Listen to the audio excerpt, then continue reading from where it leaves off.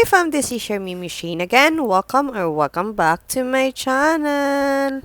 Ang video po natin ngayon ay para po sa mga newbies dyan, beginners at bago pa po dito kay Popo na namumblema kung bakit daw po hindi sila nakakapag-catch ng libreng coin sa fireworks. At may nagtatanong din po kung hindi ka po ba daw VIP dito sa app na to ay hindi ka din daw makakakuha ng libreng coins. Sasagutin natin yan maya-maya.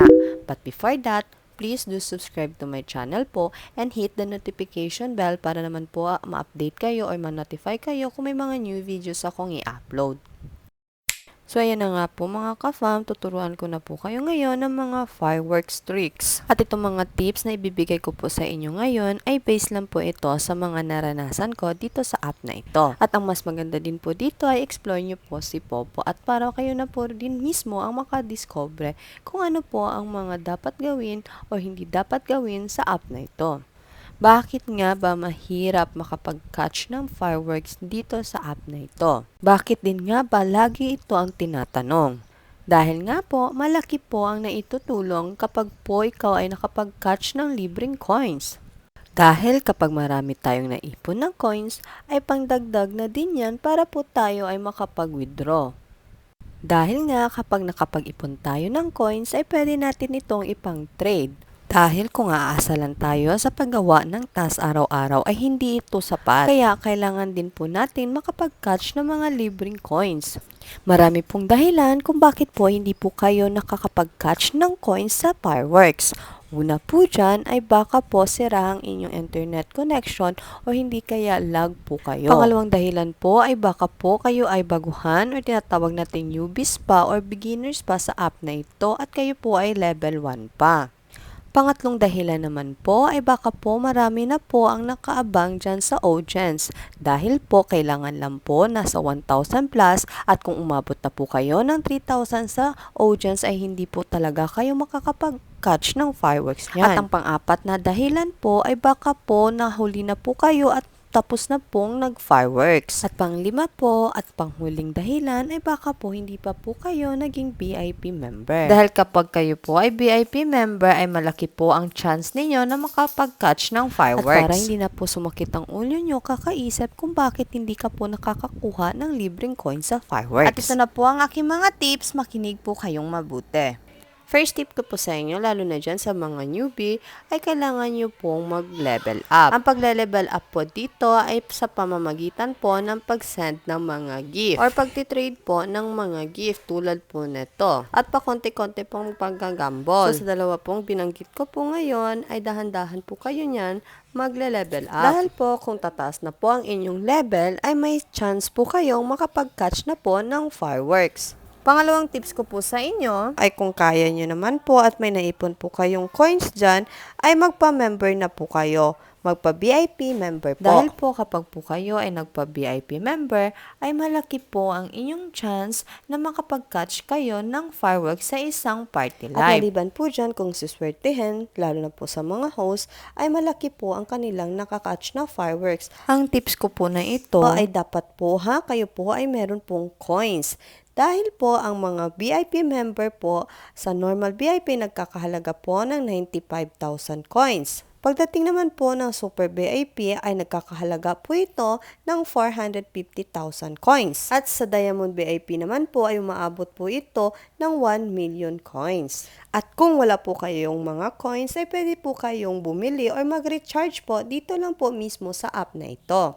At kung may mga kilala naman po kayong mga coin seller na legit, ay doon na po kayo bumili. At wag po kayo mag-alala, ang inilabas nyo po na kapital ay mababawi nyo naman po yan. Depende po yan sa inyong sipag at tiyaga. At kung si Popo ay hindi po kuripot sa fireworks. Malay nyo naman po, kayo po pala ay masipag at sa buong araw po baka po kayo ay makapag-ipon ng coins na 3,000 to 5,000. Nakadepende na din po yan kung marami pong fireworks ang ilalabas ni Popo. At nasa inyo na rin po kung kayo po ay masipag at matyagang maghintay. At para po mga 1 linggo o 2 linggo lang ay pwede nyo na pong mabawi ang inyong naging kapital. Basta po ang mahalaga din po dito, kayo po ay merong goal. At pwede din po kayong gumising na madaling araw 4 AM to 5 AM po. Dahil sa mga oras na po niyan, ay marami pong nailalabas na fireworks si Popo. So, ayun na nga po sa mga nagtatanong kung hindi ka po ba VIP member ay hindi ka po ba makapag-catch ng fireworks. Nakadepende po kung kayo po ay nakapag-level up. Pero pahirapan pa rin po. So, dito po, kayo po dapat ay matyaga, masipag at may goal kayo. At dapat po ang inyong Wi-Fi connection dito ay stable at hindi po lag. So, yung mga 5 pong nabanggit ko, ayun po ang mga dahilan kung bakit po hindi po kayo makapag-catch ng fireworks dito sa app na ito. At sundin nyo lang po yung 2 tips ko dito pagdating po sa pag-catch ng fireworks. So, sa mga gusto po maging host or maging sub-agent ko, add nyo lang po itong Team Mimi. And comment down below lang po kung meron po kayong mga katanungan na gustong itanong sa akin at sasagutin ko po yan sa abot ng aking makakaya. At syempre po, masasagot ko lang din po yung mga tanong na alam ko po. And explore nyo lang po ang aking channel. Kung gusto nyo po maraming matutunan tungkol kay Popo ay nasa playlist ko lang po. At isa po pala sa mga nagtatanong dyan kung saan po kayo makakakuha ng fireworks ay pumunta po kayo sa mga party live. Sa party live po makikita nyo po doon sa chat at lalabas po doon yung Get Your Coins. Click nyo lang po yung Get Your Coins na yon at mapupunta po kayo sa ibang party live at hintayin po na mag-fireworks. At ang disadvantage lang po kahit VIP member na po kayo, ay kapag po umabot po ng 3,000 ang audience ninyo sa isang party live ay hindi po kayo makakakuha niyan ng coins. And kung VIP member na po kayo, siguraduhin nyo lang po na umabot po muna kayo ng 1 buwan bago po kayo mag-renew ulit. Dahil po, sayang din po yung coins ninyo. Sa pag-catch po ng fireworks ay wala po itong limit. Minsan naman din po, nagbibigay ng coins sa fireworks si Popo sa mga nasa level 2 pataas na pero bihira lang din po ito nangyayari. Nakadepende po kasi talaga ang lahat dito sa app na ito. Kapag po kasi kuripot po si Popo sa araw na ito ay hindi po talaga kayo makakakuha ng malaking coins dyan sa fireworks. At lalong-lalo na ngayon na madami na pong catcher. Minsan po ganun kasi po ang nangyayari. So hanggang dito na lang po muna ang video kong ito. Huwag niyo pong kalimutan panoorin, ang mga video ko ay nasa playlist ko lang po. And uulitin ko po, comment down below lang po sa inyong mga katanungan. Once again, this is your Mimi Shane. I hope po na meron po kayong natutunan sa video kong ito. Thank you for watching Ka-Fam and see you on my next vlog. Bye-bye po! Goodbye.